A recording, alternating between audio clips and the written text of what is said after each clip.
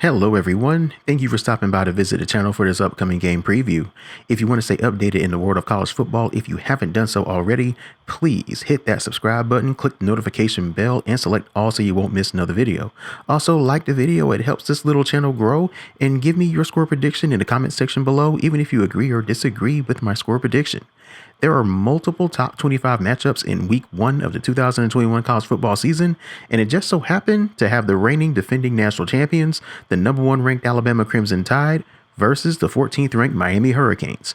I am Aaron, the college football geek, and we have a lot to unpack for this game. The last meeting between these two teams was January 1st, 1993, but it was under different circumstances, as Miami was the heavy favorite and the king of college football, and Alabama was a team with a chip on their shoulder. The Crimson Tide won their 12th national championship that night with a convincing win over the Hurricanes in the Sugar Bowl. Wow. That was 28 years ago, and, well, now I feel old. So, will the Hurricanes pull off the biggest upset early in the season and proclaim the U is back? Or will the Crimson Tide add Miami to their list of big wins against non-conference opponents in their season openers? Let's start out, as we always do, with the tail of the tape. This will be a top 10 matchup according to Bill Connolly's SP Plus rankings. Alabama presents a top 3 ranking in both offense and defense, and SP Plus gives them the edge over Miami's defense. SP Plus gives Alabama a 72% win probability, and it projects them as a 10-point favorite, which is 8 points less than the Vegas odds makers. The 2020 Alabama team went on a revenge tour of all revenge tours. We heard it from every avenue. Before the season started, when they lost their longtime strength coordinator, Scott Cochran, to Georgia, it was supposed to be, quote-unquote, a crippling blow to Alabama's program. They lost to LSU in 2019, and it was considered to be, quote-unquote, the changing of the guard in the SEC. And Alabama proceeded to upgrade their strength and conditioning approach, and they went to work bringing a pair of pliers and a blowtorch to everyone on their schedule. They had an offense with 3 Heisman Trophy finalists and wrecked a 13-game FBS schedule, and in that schedule, they allowed one team to get to within 2 touchdowns, which was Florida in the SEC championship game. Fast forward to this year, and once again, Alabama has the task of replacing multiple high-end NFL draft picks. 6 of those players were drafted in the first round, by the way. They're replacing Mac Jones, who was crazy accurate at quarterback, Najee Harris, who showcased his versatility, and nobody could cover Devontae Smith, who was a Heisman Trophy winner, Maxwell Award winner, Walter Camp Award winner, Litnikoff Award winner. I mean, the guy won all the awards last year. They're also replacing Jalen Waddle, who was electric with the ball in his hands, and 3 players on the offensive line, including the Remington Award winner Landon Dickerson and the Outland Trophy Award winner Alex Leatherwood. They're also replacing offensive coordinator Steve Sarkisian, who is now the head coach at Texas. I have said a mouthful, and we take what Alabama does for granted year in and year out.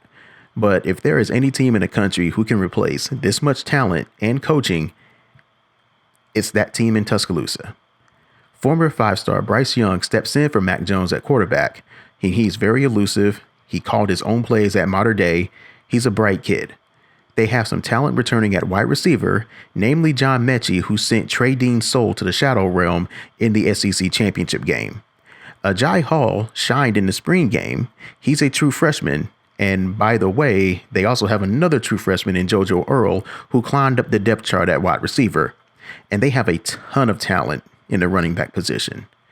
And they replaced Steve Sarkisian with former Houston Texans and former New England Patriot offensive coordinator Bill O'Brien. Now on defense, Alabama had solid showings against Missouri and Texas A&M. Then the Ole Miss game happened, and, well, let's just say Alabama fans did not have nice things to say about Pete Golding, their defensive coordinator. They were just about ready to leave him back in Oxford. 48 points and 647 yards of offense allowed, the most yards ever allowed by a Nick Saban coach team, and they still finished 5th in Bill Connolly's defensive SP Plus ranking. Now, on defense, there is not a ton of reloading for them. They lose SEC Defensive Player of the Year in Patrick Surtain, and they lose senior linebacker Dylan Moses, but I don't want to sound disrespectful to him.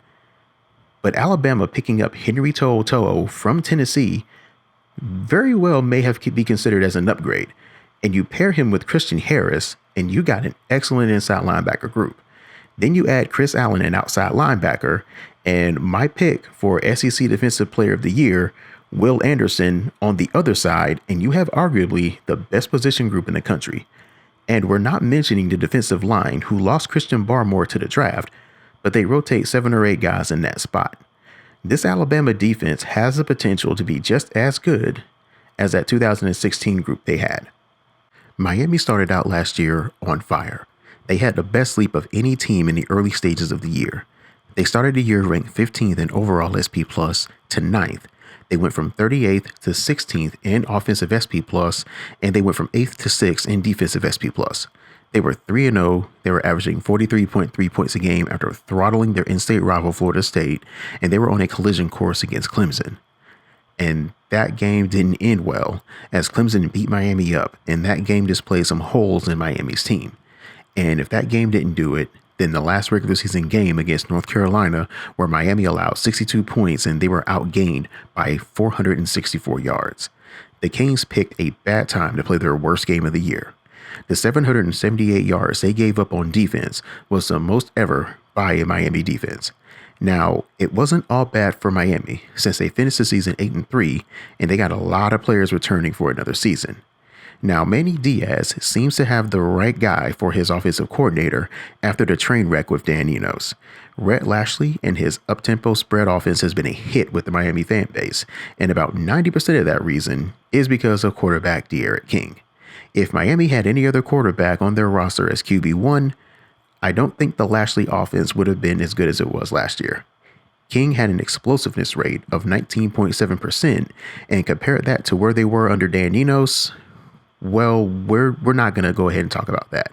In the end, King is the engine that makes that offense go, and he is coming back from an ACL injury. Protecting his blind side is Zion Nelson at left tackle. Nelson is projected to be one of the best left tackles in the country who is getting some first-round vibes. Miami also returns Cameron Harris at running back, who was a leading rusher last year, and their wide receiver group got a major boost in transfer Charleston Rambo from Oklahoma, who was a 2-year starter for the Sooners. The only major loss on this Miami offense was tight end Brevin Jordan, who was 6th in the ACC in receiver success rate with his 52 targets for the season.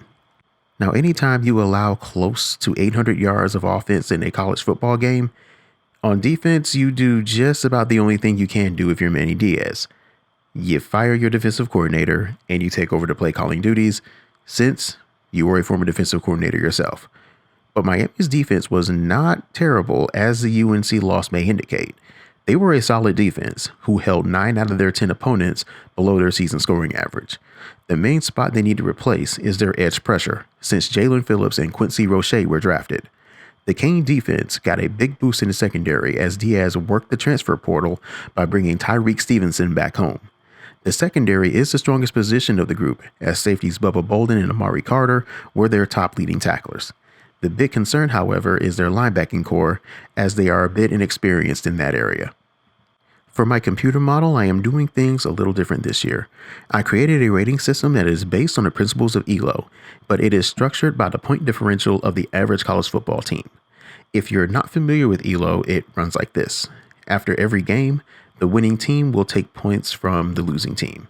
The difference between the ratings of the winner and loser determines the total number of points that was gained or lost after each game. If the high-rated team wins, then they'll get a fraction of the rating points from the lower-rated team. But if the lower-rated team wins in an upset, then they'll get a huge rating boost relative to their rating.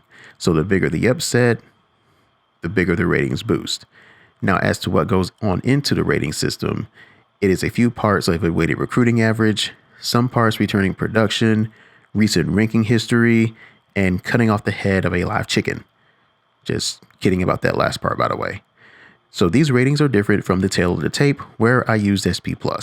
For this game, the rating system projects Alabama to win the game by the score of 34-22, and it gives them roughly a 76% win probability, which is slightly higher than Bill Connolly's SP+ rating. Alabama is coming in as the overwhelming favorite according to Vegas. Now, if you listen to the folks at ESPN, Fox Sports 1, they're going to say the same thing. And I guarantee you are going to hear this multiple times throughout the week. And you're especially going to hear this on College Game Day. You're going to hear Miami has a mobile quarterback, and that gives Alabama trouble. Folks, I've been watching Alabama for years, and I've seen their losses. I'm here to tell you a mobile quarterback is not the thing that beats Alabama. If you subscribe to my channel over the last 3 going on 4 years, you've heard me say this numerous times when it comes to Alabama, and it rings true today. What beats Alabama is not so much a mobile quarterback. It is an accurate quarterback that gives them the most trouble. Now, it helps to be mobile when you're playing Alabama, but if your quarterback can't hit a receiver against their combo coverage, it's not going to matter how mobile your quarterback is. When Alabama lost to Clemson in 2 of their national championship games, both Deshaun Watson and Trevor Lawrence completed over 60% of their passes. Joe Burrow in 2019 completed almost 80% of his passes. He was at 79.5. Johnny Manziel in 2012, in that famous game that won him the Heisman, completed 77% of his passes. And Jarrett Stidham in 2017, he completed 76% of his passes against Alabama. And going further back in that kick 6 game, Nick Marshall completed 68% of his passes. Now, if your quarterback is not able to do that, then you need to win a turnover battle like Ole Miss did in 2015, or convert turnovers into non-offensive touchdowns like Auburn did in 2019. Now, Miami's number to beat Alabama is about 30 points.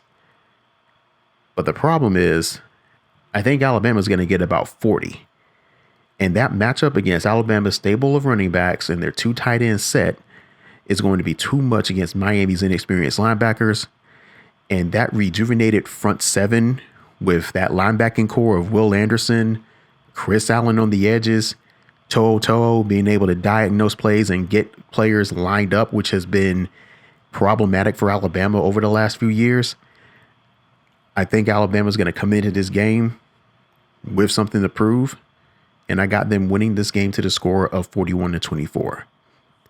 And with that being said, that is a wrap for another game preview. So let me know what your thoughts are in the game in the comment section below. Give me your score prediction and tell me why your respective team is going to win the game. I hope you enjoyed the video. All I ask is that you give the video a like, and if you love college football as much as I do, hit the subscribe button if you want to stay updated with the latest previews and the occasional highlights. And as always, thank you for watching.